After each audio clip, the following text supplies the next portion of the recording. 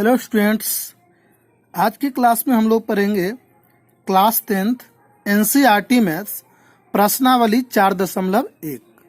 इसका question number 2 का हम लोग क्वेश्चन नंबर अभी 3rd पढ़ रहे हैं, ठीक है ना। इसका पहला और दूसरा क्वेश्चन हम लोग कर चुके हैं, ठीक है ना। अगर आप नहीं देखे हैं तो इसी वीडियो के नीचे डिस्क्रिप्शन में इसका लिंक दिया हुआ है, आप वहां से वो सारे वीडियो को देख सकते हैं। तो चलिए देखते हैं, पहले क्वेश्चन को पढ़ते हैं कि क्या है। चौथा का दूसरा क्वेश्चन है, जैसे कि देखिए लिखा हुआ है, रोहन की माँ उससे 26 वर्ष बड़ी है। देखिएगा ध्यान से कि रोहन की माँ उससे 26 वर्ष बड़ी है और उनकी आयु का गुणनफल अब से 3 वर्ष पश्चात 360 हो जाएगी। तो हमें रोहन की वर्तमान आयु भी ज्ञात करनी है, ठीक है ना। चलिए यही क्वेश्चन था, आराम से समझ गए वो क्वेश्चन।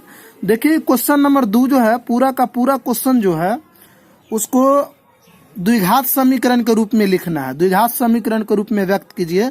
जो भी आपका क्वेश्चन है वर्ड प्रॉब्लम, उसको द्विघात समीकरण के फॉर्म में लिखना है। बहुत आसान है स्टूडेंट्स, देखिए कैसे बनाते हैं। तो सबसे पहले तो हम लिखेंगे माना कि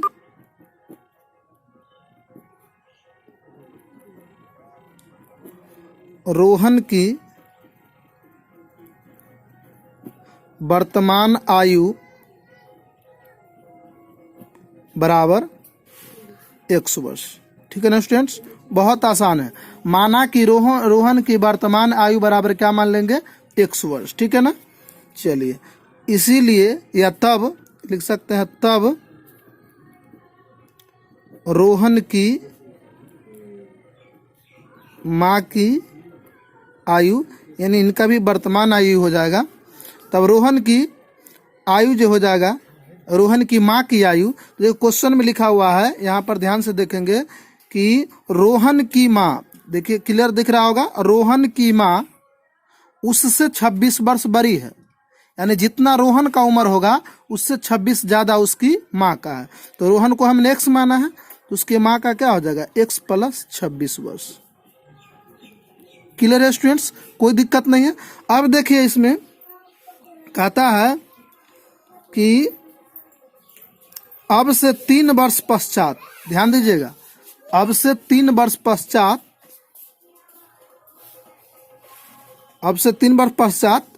360 हो जाएगी। यानी अभी जो वर्तमान उम्र है और उसके 3 साल बाद वाले उम्र का, जो 3 वाले बाद वाले उम्र को अगर गुना करते हैं तो हो जाता है 360 हो जाता है, ठीक है ना, जैसा क्वेश्चन में देखते होंगे।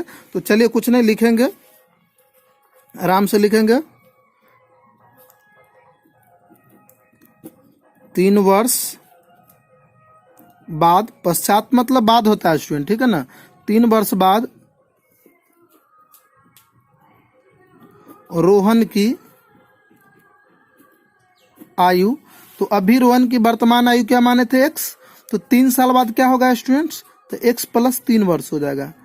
क्योंकि यदि आपसे पूछा जाए कि अभी आपका वर्तमान आयु 10 साल है, तो 3 साल बाद आप कितने के हो जाएंगे, तो बिल्कुल आप प्लस कर देंगे, यानी 10 + 3 13। तो उसी तरह से जब भी आप देखेगा पश्चात का अर्थ होता है बाद, तो बाद वाली उम्र में प्लस किया जाता है, ठीक है ना। अगर वही पूर्व रहता पहले, तो पहले वाली उम्र में क्या करेंगे, माइनस कर देंगे, ठीक है स्टूडेंट। चलिए तो 3 वर्ष पश्चात रोहन की आयु क्या हो गया, x + 3। अब 3 वर्ष पश्चात रोहन की माँ की आयु, अब 3 वर्ष बाद रोहन की माँ की आयु, तो देखिए उसकी रोहन की माँ की वर्तमान आयु क्या था, यहाँ पर देखेंगे तो रोहन की माँ की आयु, यहाँ पर देखिए स्टूडेंट्स, यहाँ रोहन की माँ की आयु x + 26 था, ठीक है ना। तब 3 वर्ष बाद क्या हो जाएगा, इसमें 3 प्लस हो जाएगा, तो क्या हो जाएगा, x + 26 + 3, ठीक है ना, वर्ष। क्योंकि 3 वर्ष बाद है, बाद वाली उम्र में प्लस करते हैं, तो ये बराबर हो जाएगा x + 26 और 3 कितना हो जाएगा स्टूडेंट्स, 29। तो 29 वर्ष, ठीक है, आराम से।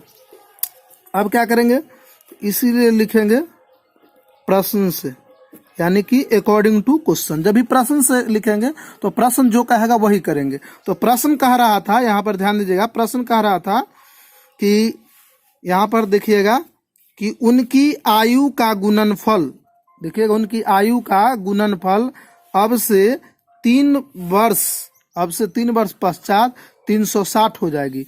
यानी कि ये वाला उम्र जो आपको दिख रहा है 3 वर्ष बाद वाले रोहन का x + 3 और उसकी माँ का x + 29, अगर ये दोनों को गुना करते हैं तो 360 हो जाता है। यानी मैं नहीं कह रहा हूँ, क्वेश्चन के अकॉर्डिंग क्वेश्चन कह रहा है। तो चलिए दोनों को उम्र को गुना कर देते हैं, तो लिखेंगे x + 3 × x + 29 बराबर 360, यही हमारा था, ठीक है ना। चलिए तो अब लिखेंगे अर्थात गुना कीजिए, x को x से करेंगे आराम से तो क्या होगा x²। अब x को x से कर लिए, तब इस x को 29 से करेंगे, तो 29 को x से करेंगे क्या होगा स्टूडेंट्स 29x। अब चलिए x से दोनों को हो गया, अब ये 3 से करेंगे, तो 3 को x से करेंगे तो क्या हो जाएगा स्टूडेंट 3x।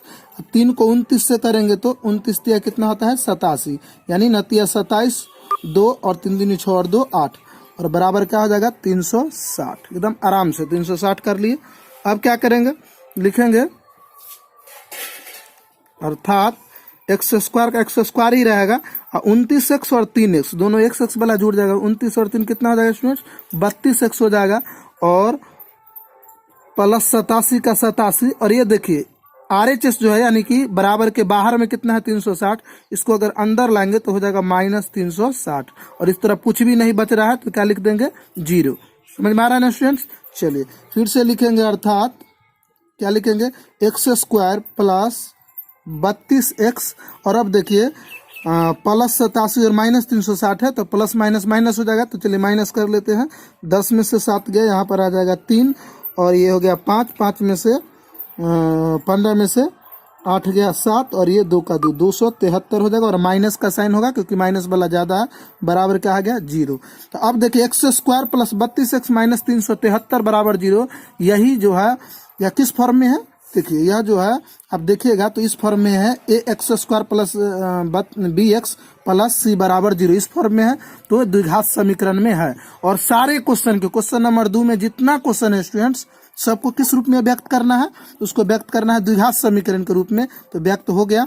तो लिखेंगे अतः, क्या लिखेंगे अतः x² + 32x - 273 बराबर क्या हो जाएगा 0। यही आपका क्या हो गया आंसर हो गया, ठीक है ना, द्विघात समीकरण के रूप में हो गया, ठीक है ना।